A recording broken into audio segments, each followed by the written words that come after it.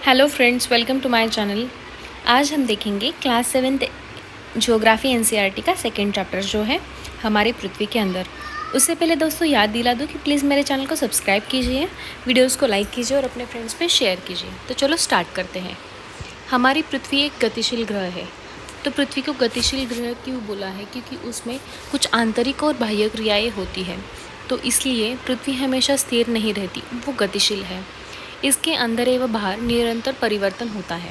ठीक है, तो इसके लिए क्या बोला जाता है? पृथ्वी एक गतिशील ग्रह है। तो पृथ्वी का आंतरिक भाग कैसे है और उसमें कैसे बदलाव होता है वो देखेंगे।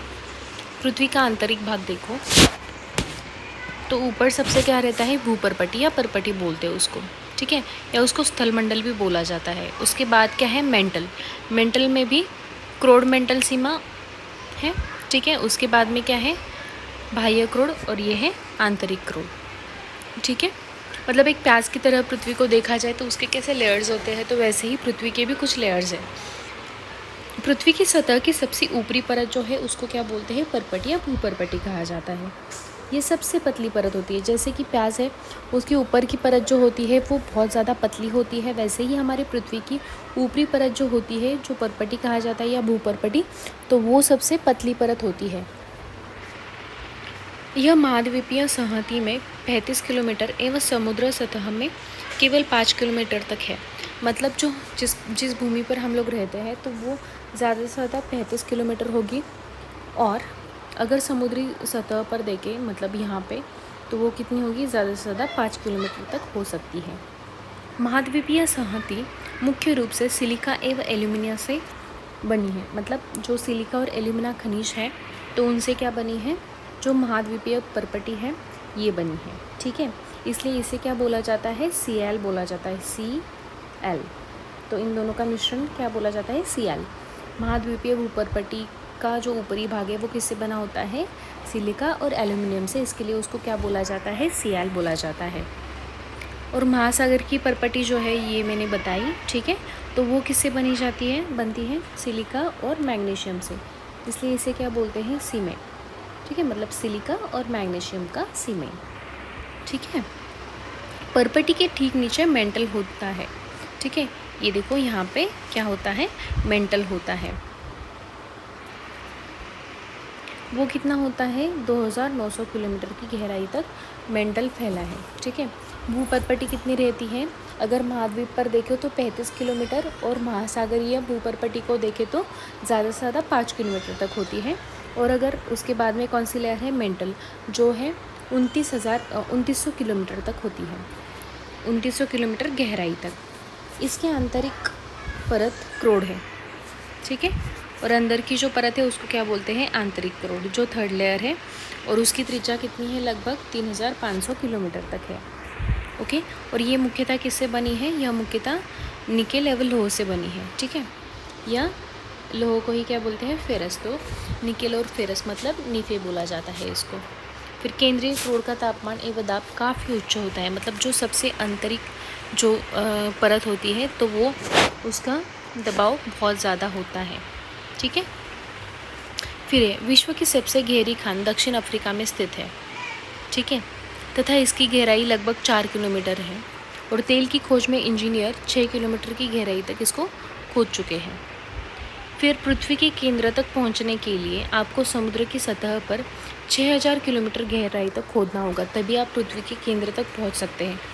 वो नामुमकिन है क्योंकि वहाँ पे बहुत ज़्यादा दबाव होता है और तापमान भी काफ़ी उच्च रहता है, जो कि यहाँ पे बताया है, तो वो इतना पॉसिबल नहीं है। फ्रेंड्स, आप इसके जो नोट्स है वो बना लीजिएगा, क्योंकि ये इसमें से कुछ क्वेश्चंस आते हैं। ठीक है, फिर ये डायग्राम में दिया है, ये देखो यहाँ पे एक्सप्लेन किया है। ये है हमारा महाद्वीप। ठीक है, और ये जो है ऊपरी लेयर, तो उसको क्या बोलते हैं? महाद्वीपीय परपटी। और ये है महासागर, और इसकी जो निचला भूभाग है तो उसको क्या बोलते हैं? महासागरीय परपटी, जैसे मैंने आपको बताया था। उसके बाद है ये देखो, पृथ्वी के आयतन का केवल 1% हिस्सा ही परपटी है। फिर 84% जो है वो क्या है? मेंटल है, और 15% हिस्सा क्या है? क्रोड है। ठीक है, और पृथ्वी की त्रिज्या कितनी है? 6371 किलोमीटर है। तो आप इसकी गणना कर सकते हैं कि कितनी बड़ी होगी हमारी पृथ्वी। ठीक है। उसके बाद है शैल एवं खनिज। पहला क्या था, पृथ्वी का आंतरिक भाग देखा हम लोग ने। फिर है शैल एवं खनिज। पृथ्वी की परपटी अनेक शैलों से बनी है। ठीक है, पृथ्वी की परपटी बनाने वाले खनिज पदार्थों से किसी भी प्राकृतिक पिंड को शैल कहा जाता है। ठीक है, मतलब पृथ्वी की जो परपटी है तो वहाँ पे जो भी शैल रहेंगे, मतलब पत्थर वगैरह, तो उसको क्या बोलेंगे, प्राकृतिक पिंड जो है उसको क्या बोलेंगे, शैल बोलेंगे। शैल विभिन्न रंग, आकार एवं गठन के हो सकते हैं। मुख्य रूप से शैल 3 प्रकार के होते हैं। एक है आग्नेय मतलब इग्नियस शैल, सेकेंड है अवसादी मतलब सेडिमेंट्री, और थर्ड है कायांतरित या मेटामॉर्फिक शैल। ठीक है, तो ये कैसे कैसे होते हैं वो हम लोग देखेंगे। द्रवित मैग्मा ठंडा होता है, ठीक है, और फिर वो क्या हो जाता है, ठोस हो जाता है, मतलब स्थायी रूप में आ जाता है। इस प्रकार शैल होता है, उसको क्या बोलते हैं, आग्नेय शैल कहा जाता है, या प्राथमिक शैल भी कहा जाता है, क्योंकि वो द्रवित मैग्मा से ठंडा होकर वो बना है, वो प्राथमिक है। उसके बाद आग्नेय शैल की भी दो प्रकार होते हैं, अंतर्भेदी शैल और बहिर्भेदी शैल। ठीक है, तो ये देखो, क्या आप ज्वालामुखी से निकलने वाले लावा की कल्पना कर सकते हैं क्या? कभी कभी आपने टीवी में या वीडियो में देखा होगा कि ज्वालामुखी कैसे निकलता है। वास्तव में आग की तरह लाल द्रवित मैग्मा ही लावा है, जो पृथ्वी के आंतरिक भाग से निकल कर सतह पर आता है। ठीक है, तो लावा क्या होता है, आग की तरह जो द्रवित मैग्मा होता है लाल लाल कलर का, तो वो क्या होता है, पृथ्वी के आंतरिक भाग से निकलकर वो बाहर आ जाता है। ठीक है, तो इसके लिए पहली लाइन ही क्या थी इस चैप्टर की, पृथ्वी एक गतिशील ग्रह है, मतलब इसी कारण से उसको गतिशील बोला है कि विविध जो एक्टिविटीज़ है वो होती है और उसकी वजह से पृथ्वी पर परिणाम होता है। जब द्रवित लावा पृथ्वी की सतह पर आता है तो यह तेज़ी से ठंडा होकर ठोस बन जाता है। परपटी पर इस प्रकार से बने शैल को बहिर्भेदी आग्नेय शैल कहते हैं। ठीक है, अभी आग्नेय शैल भी किससे होता है, द्रवित लावा से होता है ठंडा होकर। ठीक है, तो बहिर्भेदी क्या है, जो बाहर आकर ठंडा होता है उसको क्या बोलते हैं, बहिर्भेदी आग्नेय शैल। इनकी संरचना बहुत महीन दानों वाली होती है। ओके, और उसका एग्जाम्पल क्या है बहिर्भेदी आग्नेय शैल का, बेसाल्ट तो आपने देखा होगा। फिर दक्कन पठार बेसाल्ट शैलों से ही बना है। दक्कन पठार मतलब पूरा जो त्रिभुजाकार प्रदेश है दक्कन पठार का, वो। ठीक है, द्रवित मैग्मा कभी कभी भूपर्पटी के अंदर ही गहराई में ठंडा हो जाता है, तो इसको क्या बोलते हैं, अंतर्भेदी आग्नेय शैल। तो आपको डिफरेंस समझ में आया होगा। बहिर्भेदी मतलब क्या, बाहर आकर ठंडा होना और वो सॉलिड बनता है, और उसका एग्जाम्पल क्या है, बेसाल्ट। और अगर वो अंदर ही ठंडा हो जाए तो उसको क्या बोलते हैं, अंतर्भेदी आग्नेय शैल। ठीक है, और उसका ग्रेनाइट उसका एक एग्जाम्पल है। ग्रेनाइट ऐसे ही शैल का एक एग्जाम्पल है। लेई या मसालों तथा दानों को चूर्ण बनाने के लिए जिन अपघर्षण पत्थरों का उपयोग होता है उसको क्या बोलते हैं, वो किससे बनते हैं, ग्रेनाइट से बनते हैं। आपको पता ही होगा बेसाल्ट और ग्रेनाइट क्या होता है। ठीक है, फिर शैल लुढ़क कर, चटक कर तथा एक दूसरे से टकरा कर, देखो कितना अच्छे से बताया है। शैल लुढ़क कर, चटक कर तथा एक दूसरे से टकरा कर छोटे छोटे टुकड़ों में टूट जाती है, तो इन छोटे कोनों को अवसाद कहा जाता है। ठीक है, और ये अवसाद क्या होते हैं, हवा, जल आदि के द्वारा एक स्थान से दूसरे स्थान में पहुंच जाते हैं और जमा हो जाते हैं। ठीक है, और ये अध्रुव अवसाद दबकर एवं कठोर होकर शैल की परत बनते हैं। ठीक है, इस प्रकार के शैलों को क्या कहा जाता है, अवसादी शैल कहा जाता है। और इसके एग्जाम्पल्स क्या है, उदाहरण के लिए बलुआ पत्थर रेत के दानों से बनता है। ठीक है, इन शैलों में पौधों, जानवरों एवं अन्य सूक्ष्म जीवाणुओं जो कभी इन शैलों पर रहे हैं उनके जीवाश्म भी हो सकते हैं, मतलब उनमें दबे हो सकते हैं कभी कभी ये, तो उनके जीवाश्म भी इनमें मिलते हैं। तो अवसादी शैल क्या है, जो आग्नेय शैल जो अंतर्भेदी या बहिर्भेदी हो गए तो वो टूट कर क्या हो जाते हैं, उसके महीन कण एक दूसरी जगह पर हवा, पानी या किसी भी जो नैसर्गिक क्रिया है उसके द्वारा जमा हो जाते हैं और उसका कुछ अलग से आकृति बनती है, तो उसको क्या बोलते हैं, अवसादी शैल, और उसमें जीवाश्म भी होते हैं। फिर आग्नेय एवं अवसादी शैल उच्च ताप एवं दाब के कारण कायांतरित शैलों में परिवर्तित हो सकते हैं। मतलब कायांतरित शैल कैसे बनते हैं, तो आग्नेय हो या अवसादी शैल हो, तो उनको अगर उच्च तापमान या दाब मिले तो क्या हो जाता है, उसका कायांतरित शैल में उसका परिवर्तन हो जाता है।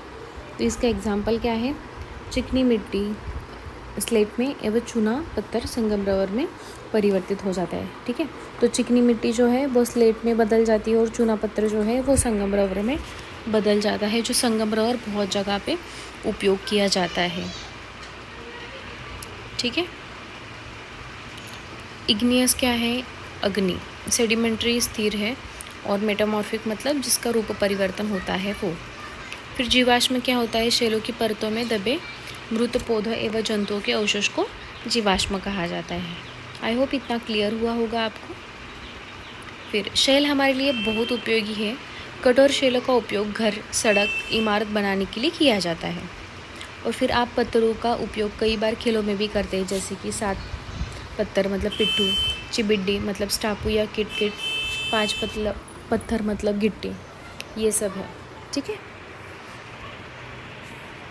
तो ये देखो, ये कुछ स्मारक है जो पत्थरों से बने हैं और वो बहुत ज़्यादा फेमस है। ताजमहल जो है वो सफ़ेद संगमरमर से बना है। फिर लाल किला जो है वो लाल बलुआ पत्थर से बना है। ठीक है, आपको जानकर आश्चर्य होगा कि किन्हीं निश्चित दशाओं में एक प्रकार के शैल चक्रीय तरीके से एक दूसरे में परिवर्तित हो जाते हैं।